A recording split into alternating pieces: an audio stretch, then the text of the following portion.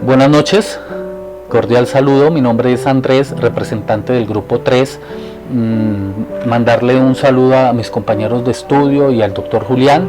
El tema que nos correspondió tiene que ver con los estudios críticos del derecho desde la perspectiva derecho y economía. Quiero informarles que nuestra exposición se basó en 3 fuentes de información. La primera, la investigación que realizamos a modo grupal.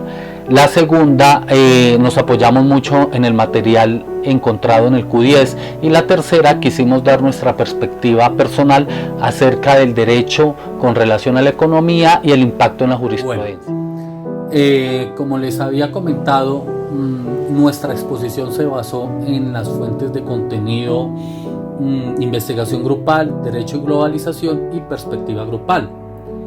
Los integrantes de nuestro grupo son los siguientes: Jessica Durán, Mario Sarmiento, Marcos Montaña, Luisa Zuleta, Ania Trujillo, Sandra Farfán, Nelson Rodríguez y pues quien en este momento les está compartiendo la exposición. En la investigación grupal investigamos acerca de los estudios críticos del derecho. ¿Qué son los estudios críticos del derecho? Los estudios críticos del derecho, por sus siglas en inglés significa CLS, era un movimiento de pensamiento jurídico de izquierda que nació a finales de los 70 y a comienzos de los 80 en las facultades de Derecho de los Estados Unidos. Más que una escuela dogmática, la CLS era una plataforma usada por profesores de Derecho para avanzar en sus pensamientos y agenda filosófica y política y transformar la estructura jerarquizada de las facultades de Derecho del país. Sus características tenían que ver básicamente con sus objetivos, los cuales eran la formación de facciones de izquierda jurisprudencial en varias facultades, la aparición de una nueva literatura jurídica en varias revistas, la celebración de congresos y la organización de varios grupos de lectura para entender a los clásicos de la literatura jurídica anglosajona.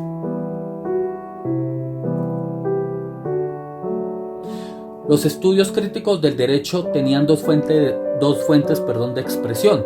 Una era la literatura académica, que también había sido una red de personas que pensaban en sí mismas como activistas en la política de la escuela de derecho. Inicialmente la literatura académica fue producida por las mismas personas que estaban haciendo activismo y que pertenecían directamente al CLS. Y también pues ellos tenían otra corriente de expresión que eran los congresos o las reuniones en las cuales participaban. En grandes rasgos, el objetivo general de los estudios críticos del derecho se enfocaba en el estudio, el análisis y el desarrollo de una opinión crítica entre la dinámica justicia y sociedad. En ese orden de ideas y con base al material de apoyo del Q10 vamos a abordar la exposición desde la perspectiva derecho y globalización. ¿Qué es la globalización?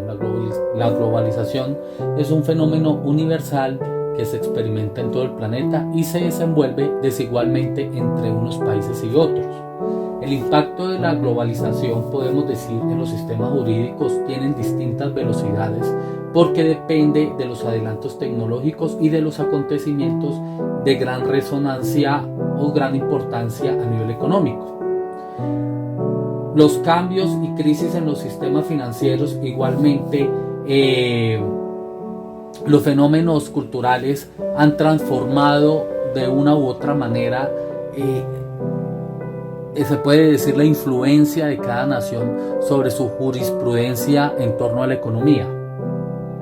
Podemos hablar o podemos comentar de que hay unas consecuencias sociales en torno a la globalización.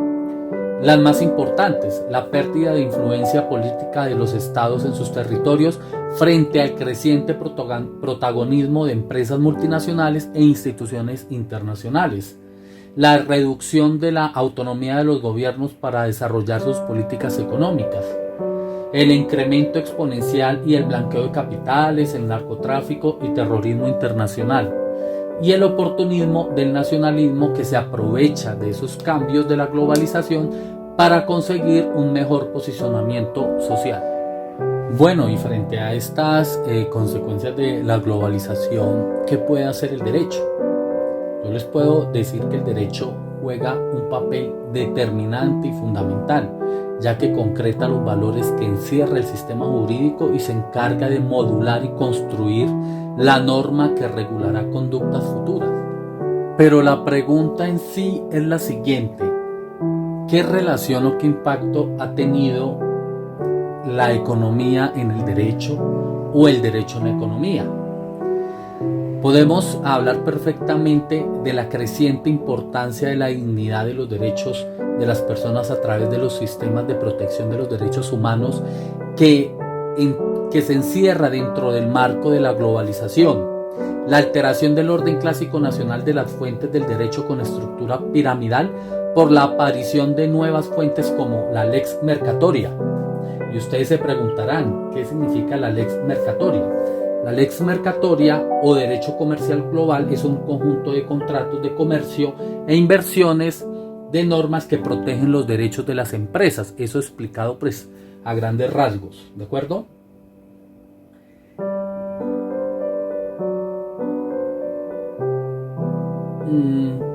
Pero la globalización tiene rostro humano y la ciudadanía debe jugar un papel determinante en este proceso de construcción del Estado y del derecho. La sociedad civil es importante en este proceso de cambio, por lo que está llamada a desempeñar un papel determinante en el proceso de globalización.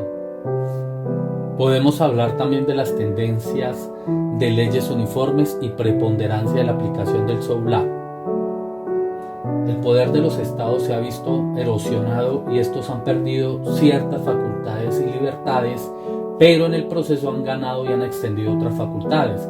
Lo que se requiere es una revisión de la teoría del Estado y de la democracia dentro del orden internacional. Es claro que desde nuestro punto de vista, la globalización no pretende crear un Estado global, sino el encuentro de un horizonte mundial común para obtener el desarrollo sostenible y la paz entre todas las naciones a través de la cooperación. Bueno, vamos a explicar la palabra soft law. ¿Qué quiere decir? El soft law hace referencia a las reglas de conducta que en un principio no tienen fuerza jurídica vinculante, aunque produzcan efectos prácticos. Les voy a dar unos ejemplos: las circulares externas, los documentos COMPES, las guías de buenas prácticas y las normas técnicas pueden ser, ¿sí? Este soft law son instrumentos, se puede decir, cuasi legales que no tienen ninguna fuerza legalmente vinculante, ¿sí? O puede ser una fuerza vinculante, pero mucho más débil que la fuerza vinculante de la ley tradicional. Y ya para terminar, nuestra opinión desde nuestra perspectiva grupal, se puede decir dentro de el debate, el intercambio de opiniones, llegamos a una conclusión.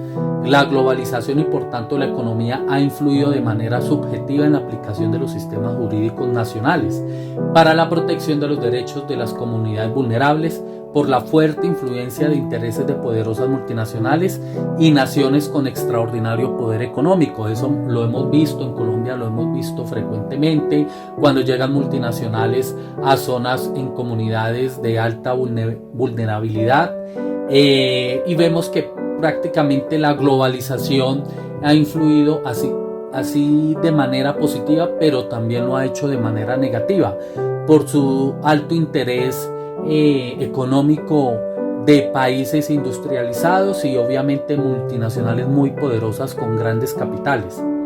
Para nosotros como grupo, lo único transversal o global en derecho deben ser los derechos humanos y la dignidad humana, mas no podemos, por la desigualdad económica de los países, crear un derecho pleno en torno a una globalización económica.